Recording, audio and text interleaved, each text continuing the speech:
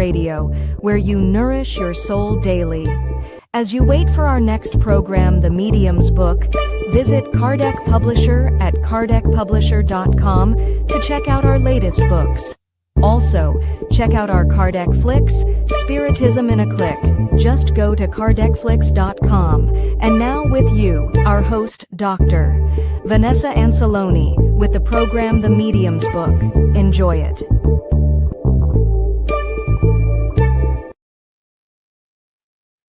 Hi everyone, nice to be here again. Let's have another session speaking about mediumship, about this wonderful book that's Medium Book. I'm part of SSL, Spiritist Society of London. Thanks to Kardec Radio, we are here together to try to learn a bit more about Kardec and what he brought to us. So now I'm going to be sharing with you a quick presentation so we can guide ourselves through this one. All right? The topic of today is problems and dangers of mediumship. Kardec, he brought to us several subjects where he will try to highlight to us what can be important to take into account before we go into this part of the Spiritism. Before we do anything, I would like to briefly make introduction of what is important to have a good and safe mediumship practice. We have few aspects. To me, a must is to study, and a medium should study from the beginning up to the end of his path, he or her path in the mediumship. Is the only way we can guarantee that we will know a bit better what is happening to us and around us. Without study seriously, and I would recommend start by Kardec's book, we are a bit orphans of knowledge, and it's important to highlight ever that this is very important. Be responsible. Serious engagements, assiduity, respect agreed timings, that's very important, and be reliable. Preparation is a must. We should be prepared before we engage ourselves in any mediumistic activity. Be part of a serious group. And it's also important to have people with experience as part of this group that will ascertain things we will do and will improve the safety of the activities. Follow the instructions. This is very important to follow the instructions. Instructions are there not to put us into a square, like, not at all, but is to give us the safety we need to perform those activities. Be available to work with the benefactors. When we are available to work with them, things are way better than when we are not. But that's just a brief comment, a brief introduction to what I believe is very important to all mediums to take into account. Going back to Kardec, this topic on the Medium's Book, he mentioned few items, and we will try to dissecate some of them, if not all of them. It depends on the time we have today. But they are also very important because those questions, most of the mediums, they do have those questions, or people that are around the mediums, they have those questions. It's important to understand, it's important to have at least an idea of what is going on and how we can deal with those questions, all right? So let's start with the first one. Is mediumistic faculty an indication of some pathological states, or simply an abnormal one? Kardec's answer is sometimes abnormal, but not pathological. There are vigorously healthy mediums and unwell ones, as so far for other reasons. So, in other words, if you do have a physical problem, it's not related to your mediumship practice, it's not related to your mediumship itself. As a matter of fact, if we do have some problem, it's down to us, not to the mediumship itself, right? Of course, we may have mediums with problems, but those problems are not directly linked to the mediumship. Mediumship is organic.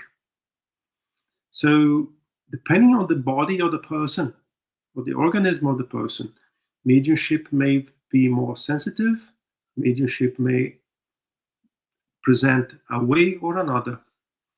And speaking a bit about mediumship, organic, there is something very recent and that is very interesting that we... interesting.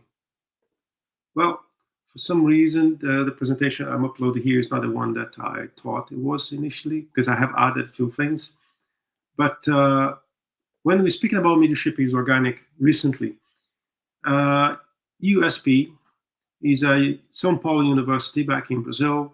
They were able to tie mediumship to a ADN characteristic.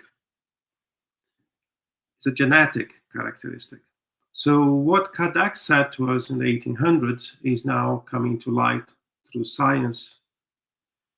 So mediums, they do have a different genetic organization. Some of the characters of the DNA are present in people who are mediums.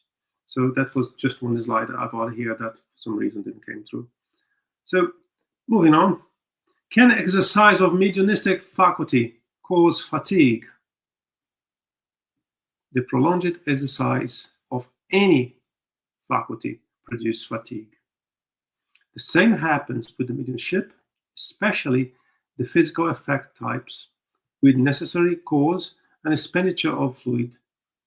This leads the medium to become fatigued, but his or her fluids will be restored with rest.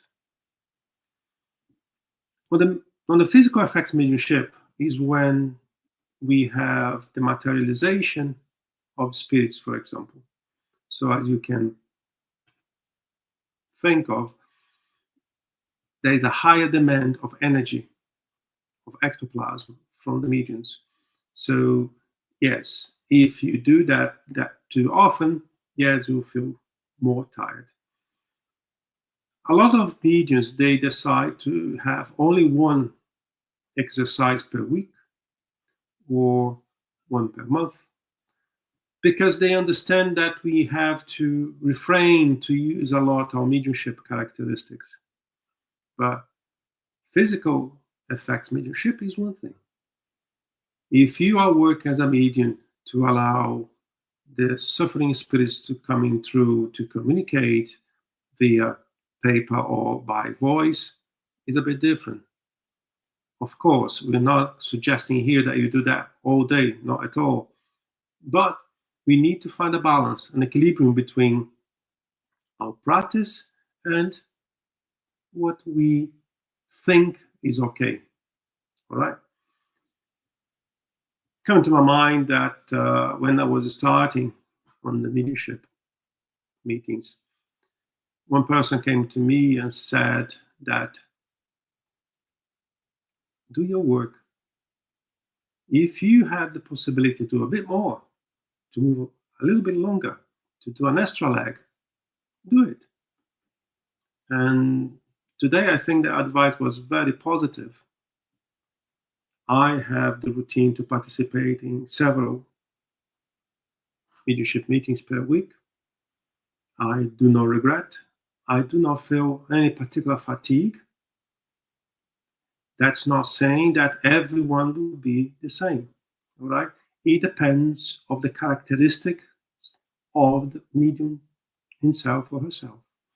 So we need to keep a balance between our normal day-to-day work, with our family activities, and with the spiritist activities as well. But I don't particularly believe we should create a rule that I have to participate only once a week or a month or any frequency you decide. because that's the time I'm dedicating for the activity. I believe we can do always a little bit more. Apart from those cases of abuse, can exercising mediumship in and of itself cause health problems? There are times when it is prudent and even necessary to abstain from or at least moderate the use of mediumship. It depends on the physical and mental state of the medium, who usually becomes aware of it. When the medium begins to feel fatigued, it is time to stop. He's talking about common sense here, right? Yes, if you are really, really tired, should you go that day for the activity? Should you continue doing the same frequency as you're doing? If you are seriously ill, should you continue your activities? Those are the questions that only the individual can answer. Why I'm saying that? Because it's also known that every time we decide to work on a mediumship meeting, on that particular day, things may or will happen to prevent us to attend that commitment. Sometimes we feel the presence of the spirit way before the meeting, and some of the characteristics of the spirit, we also feel like, I'm feeling my stomach is not okay, I'm feeling headaches, I'm feeling dizzy. Few things like that may happen. What is the purpose of it? The purpose of it could be to convince you not to go. And if you don't know that, you will think that you are ill. So I would recommend first to make a thorough evaluation of what you're feeling when it is started. If it started every day that you have activities, or it's random, I don't know, make questions for yourself. Try to answer yourself, why are you feeling that? Of course, there are situations that you are really feeling sick and you cannot go. But there are several situations where whatever you're feeling is not yours. It's part of the spirit that is already getting accustomed to you for the meeting that's going to happen that particular day. I also like to say something to my fellow participants, that a mediumship meeting is a hospital, not just for the suffering spirits, but also for the mediums. If that day you're not feeling very well, why not come? Not to help the suffering spirits, but to help yourself. A hospital is a hospital for everyone, not just for the spirits. Of course, we need to know that I can drive, or I can take the bus to go, or I'm still okay to walk. If you cannot, if you're really, really bad, you know what you have to do. You need to rest, you need to find a doctor, you need to go to a hospital. This is something else, right? What I'm trying to say here is that we should not abstain every time we feel something. And I do have cases of people that they felt different things every day they had a mediumship meeting. So we need to look after the signs to try to identify what's going on. Again, depends of the individual. As Kardec says here, depends on the physical and mental states of the medium. And no one can evaluate you better than yourself.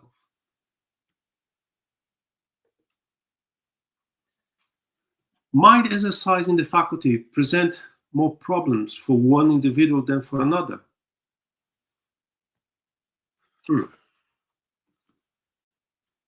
First, I would like to think about what is the problem related to mediumship. Because perhaps what you understand as a problem is not a problem, it's a solution. First, I would go on that. I would try to identify if what I'm feeling is a problem or is something that's happening to help me further, right? But let's go now to the answer that we have from Kardec. As I just said, it depends on the medium physical and mental state. There are persons who should avoid any cause of overexcitement, and the practice of mediumship would be one of them.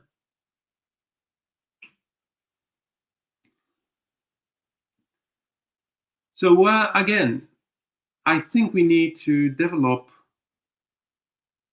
evaluations, a process to evaluate ourselves, to evaluate what we are feeling, to evaluate the consequences of what we are feeling. Yes, if I do have some physical characteristics that every time when I'm going to a mediumship meeting, I do feel very, very bad, or I feel a lot of pain, or I feel overexcited, as he says here, and then intrigued and not something else, then it's different. But I'm part of mediumship groups for quite some time, and I mean a couple of decades, and I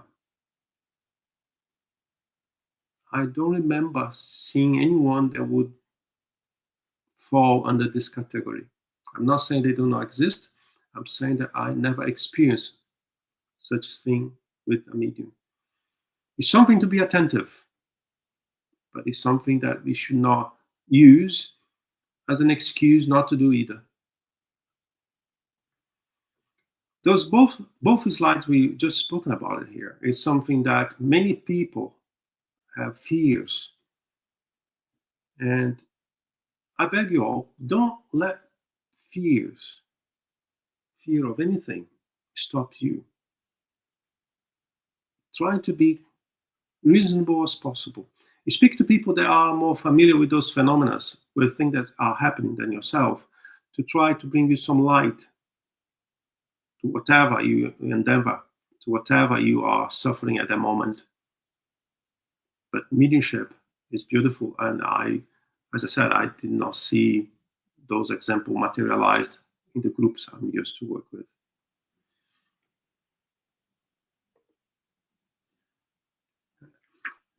Actually, this is very interesting.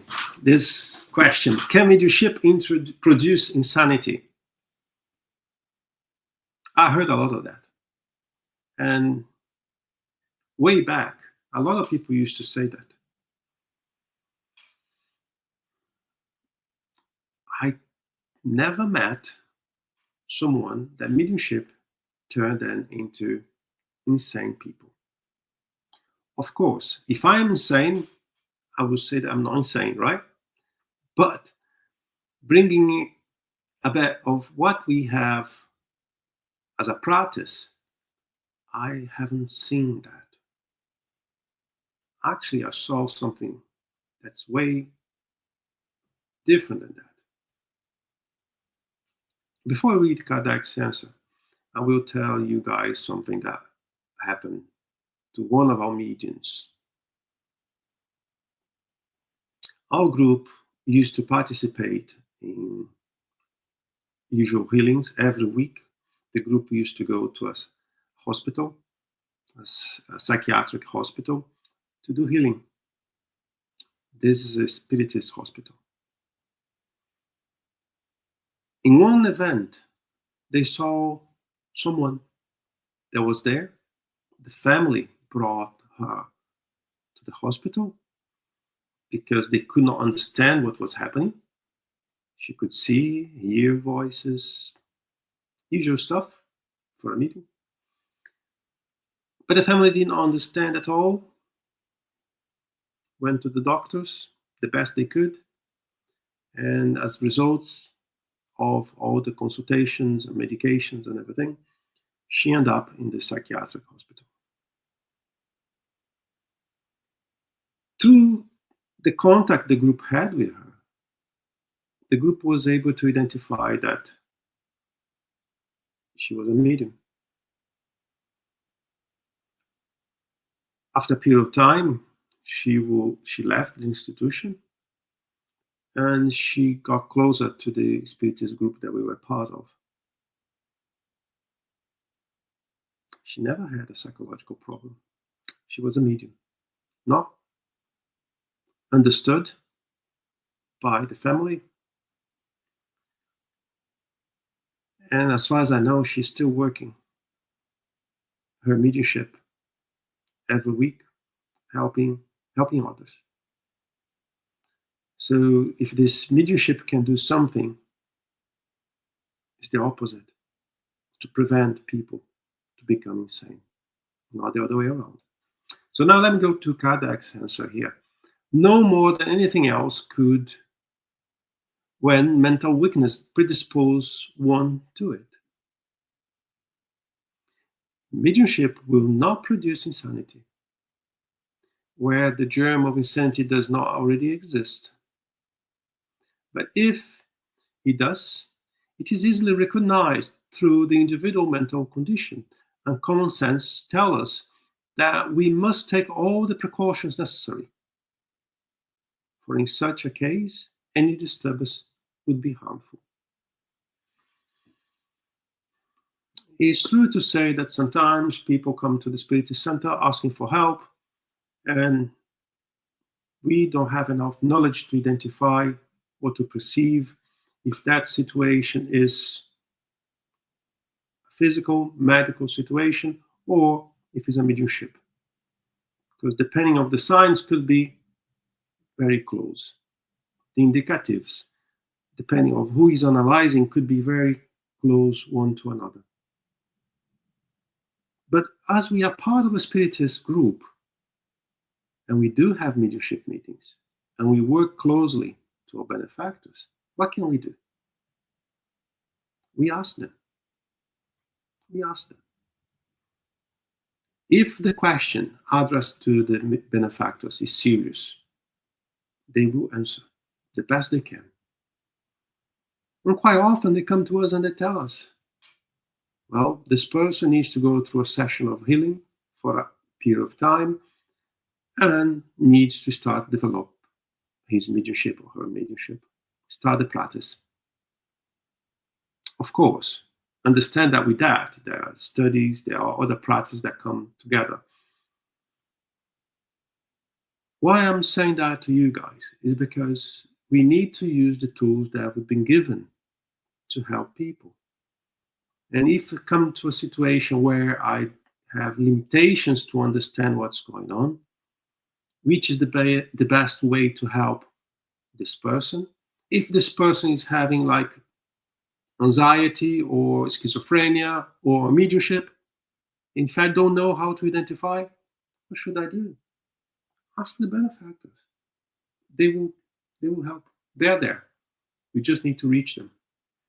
And then that will reduce the margins for errors, because they see things that we don't. And they will give us indication of the best way to help those individuals. But again, mediumship will not produce insanity. But if you do have some predisposition, then it's something else. You don't need to practice mediumship to get that. It's already there. It's part of your karma, as many people would say.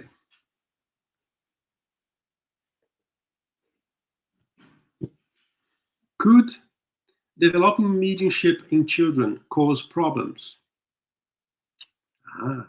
This is a very interesting topic. Certainly. And sustaining it could also be very dangerous. I totally agree with him. Because such a fragile and delicate organism would be very disturbed, and their infantile imaginations too overexcited. Thus, prudent parents will keep these ideas away from them, or at least they will speak to them regarding the possible consequences from the mental point of view. We have parents that used to, when they need, of course, they bring their children to us, to our Spiritist Center. As a rule of thumb, we do not incentive, we do not push in that direction at all. But some parents, they feel like, oh, I think this is mediumship. Yeah, it could be. But you don't need to do anything now. Wait. Oh, my son's having dreams, he's having this. Could be a lot of things. But unless it is bringing a lot of disturbance for the infant himself, let's wait. Again, I would recommend a consultation to the benefactors. Over the years, we had so many different feedbacks from the benefactors in situations like that. Yes, it's mediumship, but we don't need to do anything. Later on, when he's a bit older, then he may do something. Or we also had a situation where we've been told, no, this is not mediumship. This is not mediumship. So let's work hand by hand with our benefactors. That will help us out. And the next slide is also in line with this one. Nonetheless, there are children who are natural mediums, whether of physical effects, writing, or visions. Is the same danger involved in these cases? No. When the faculty manifests spontaneously in children, it belongs to their nature, and their constitution is adequate. The same does not apply when mediumship is artificially caused and induced. You may notice that children who have visions are usually little concerned about them. Visions seems very natural, so they pay little attention to them and almost always forget about it.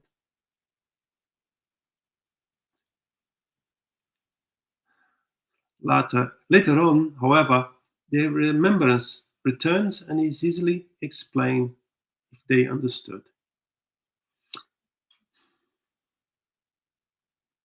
We had few experiences with children with a very spontaneous mediumship. We do not push anyway, right?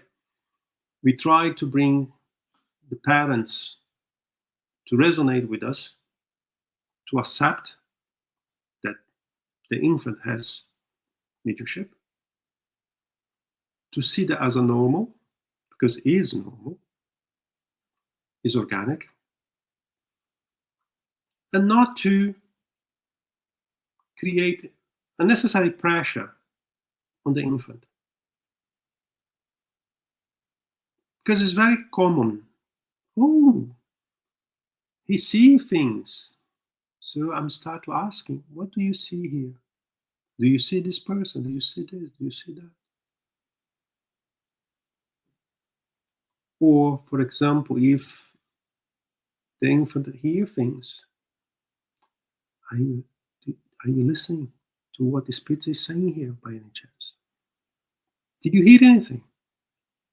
Imagine if we start to make those questions to a kid that is like 5 years old.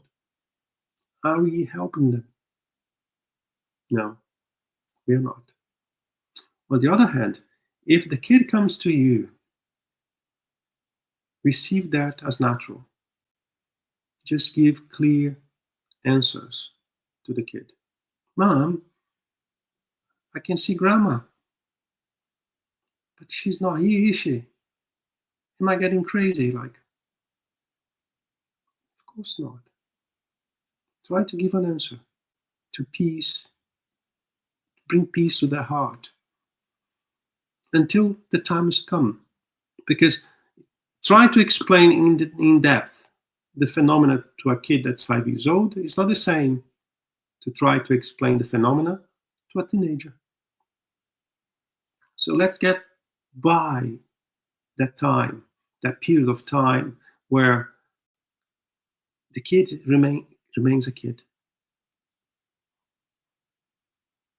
We had some situations where the kid was presenting a mediumship that we had to act to help. And in some events, the benefactors, they also said to us, we'll do our best to try to put that mediumship dormant, if you will. But later on, that will return. So there are several things that can happen in this process, but I don't think I will speak enough about the need to work with our benefactors. So I think that is important. At what age may mediumship be practiced without causing problems? There is no precise age limit. We do have young mediums participate in our presential and virtual mediumship meetings. Myself, when I started, I had only 15 years. I had other kids that are coming to us from different reasons. But before we grant them access to a mediumship meeting, study, we ask the benefactors if that's something you have to do, if you should do or not to do. And we monitor the progress. We do not go into a room asking who wants to be part of, no. But when they come to us and we perceive that is a mediumship, and that mediumship is bringing then some unbalancing, then we start the process to ask, to help. We do have all the tools we need to help, but we need to know how to use them. Likewise, we had, until recent, someone that was 98 years old participating in our mediumship meetings. Of course, he does not have the same possibilities as he had when he was 30. We did not expect that either, right? But he was there with us. He was also with us on the virtual.